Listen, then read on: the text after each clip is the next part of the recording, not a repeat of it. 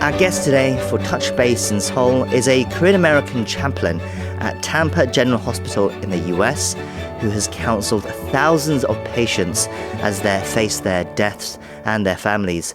Sometimes he is the last or even the only person the patients see before they pass away.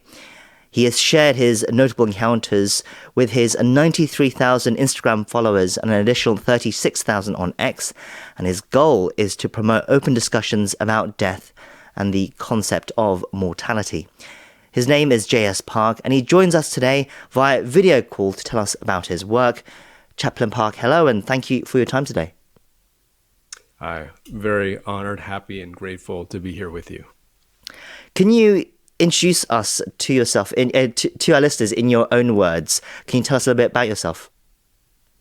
Sure, yes. Online, I go by J.S. Park. My first name is June. I'm Korean American, and I have been a hospital chaplain for the last 8 years. I work at a 1,000+ bed hospital. It's a level 1 trauma center. And our technical clinical definition, I guess you could say, is I'm a non-judgmental, non-anxious, comforting presence.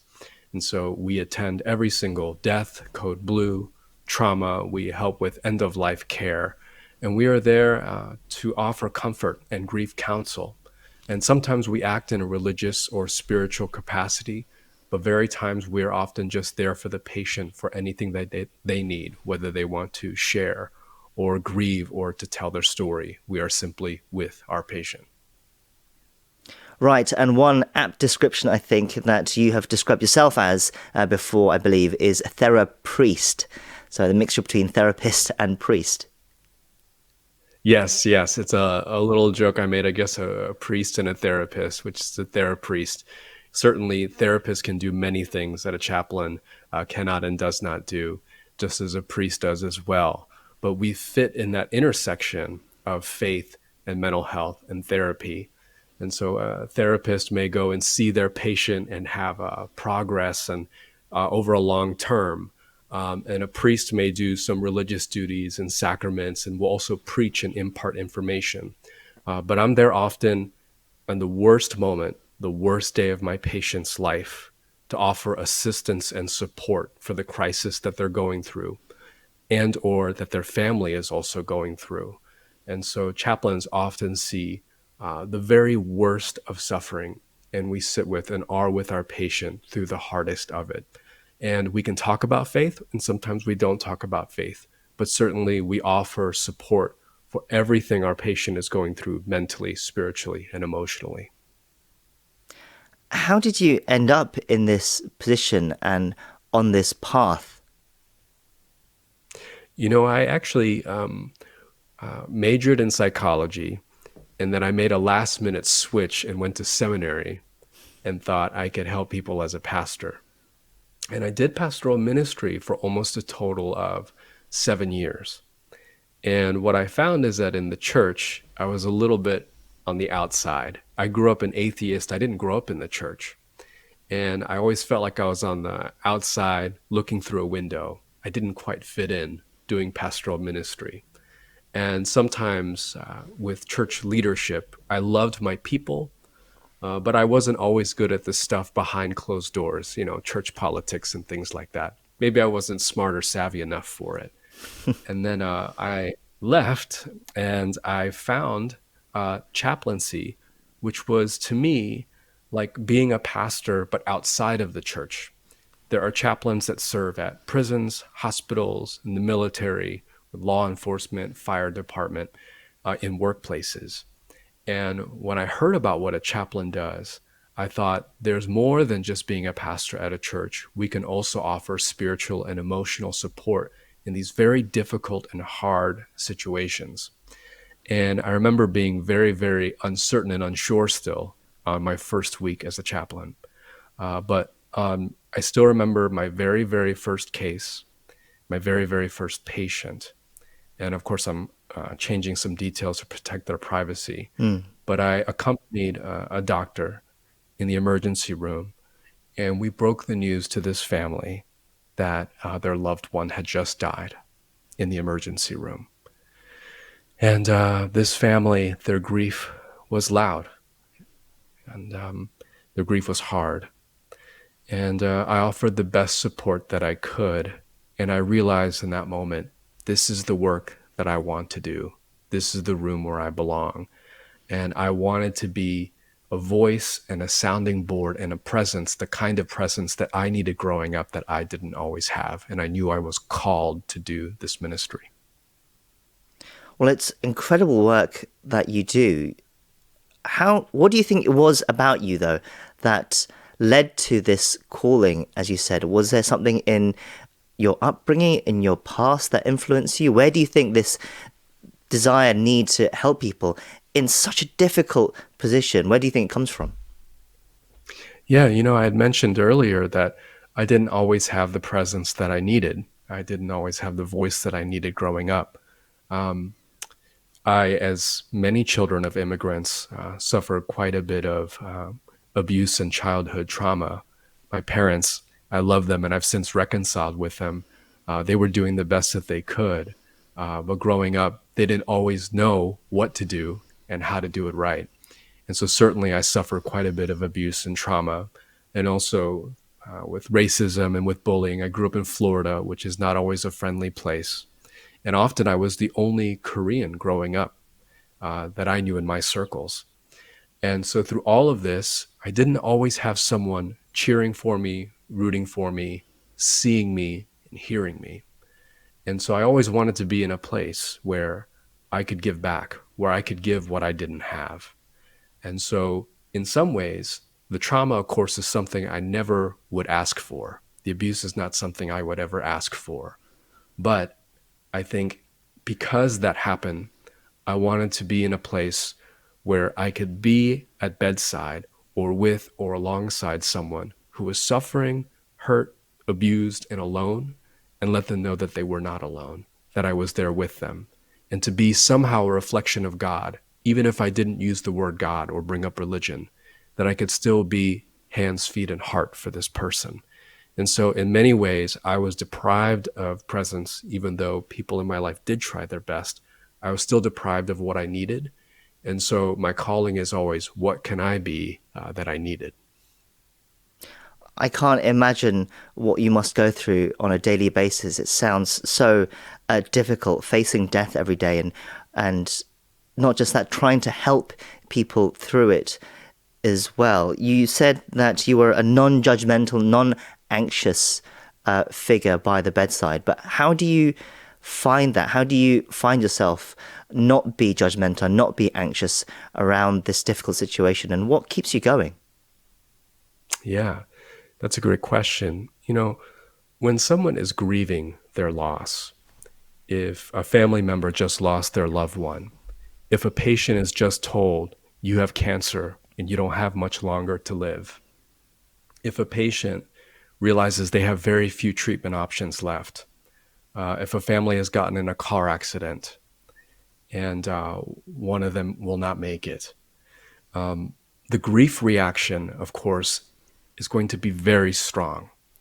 And for some reason, socially, when we see someone hurting or grieving, there's an instinct in us to tell them it's going to be okay. Calm down. You'll be fine. Just be strong. Don't cry. In some ways, we want to suppress or calm down their emotion to make them not express their extreme reaction.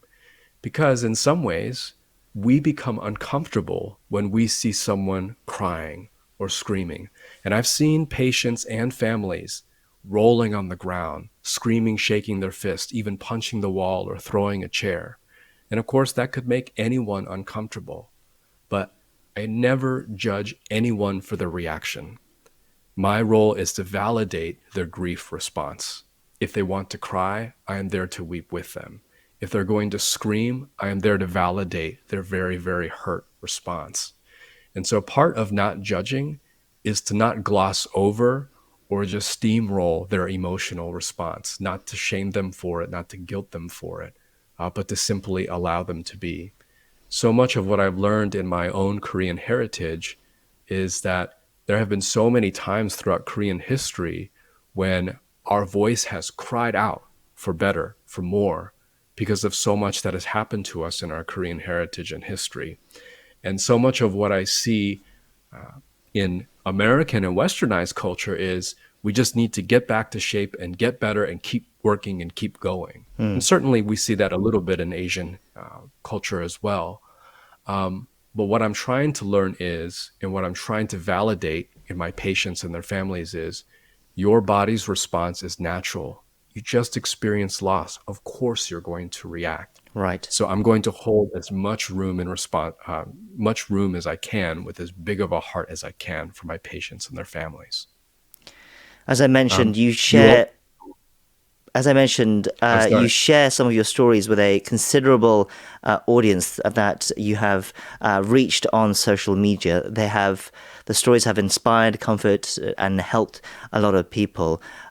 Which stories that you've shared sticks with you the most, or which stories perhaps have reached or resonated with people the most, do you think? I think it seems to be the stories about when my patients are dying or have died, and the things that we can learn from their life and how quickly it goes and how fast it is. And, when I share stories about my patients having died, and they always want to, in the end, very often, I should say, be seen and be visible, because people have regrets. People, when they live their lives, there are things that they didn't get to do, or that they did that they feel like they shouldn't have done. And so in our last moments, we want to be seen and to be made visible. And so very often it's those kinds of stories where people, all of us, are confronted with our mortality and our frailty, that life is very, very quick and fast. And, I'm surprised, to be honest, that people want to read those stories. And I think what that tells me is that people do want to talk about loss and grief and death, that they may be scared, but they still want to talk about it. And earlier when I was saying that, our instinct is to suppress emotion or to tell people to calm down, there's still something in us, we know it's right to be able to talk about our reaction to loss, the fear that we have of approaching loss. And so all these stories that I share about deathbeds, about people's last words, about wishes they wish they got to fulfill in their own life, I think we want to read those stories because we want to be able to live fully. Right. And we want to be able to understand that death is a certainty. And I truly, truly believe that's a conversation that we do want to have, even though we're scared of having it. Right, it's extraordinary work that you've been doing, and thank you for sharing some of those moving stories with us today. Finally, is there any advice then you can give to our listeners about dealing with the fear of death, who perhaps do want to talk about this more as well and explore this more as well, but perhaps are afraid to? I wish I could say that having seen everything that I've seen, that I've come to this place of peace with it. But to be honest, I'm still afraid a lot, because I've seen so much and I've seen a lot of suffering, that I worry, for my own family. I think about my own death a lot. And there are times that even when I'm sitting and talking with someone, I'll have some death anxiety and just imagine this may be the last time that I talk with this person. I guess if I had any advice or a lesson that I could give, it would be that fearing death is natural, that it's nothing to be ashamed of. And in some ways, that death anxiety has really helped me to be in the moment and to be here and to recognize that this is all we have. And so maybe in some ways, even though it's very hard, death anxiety has also given me a deeper life appreciation.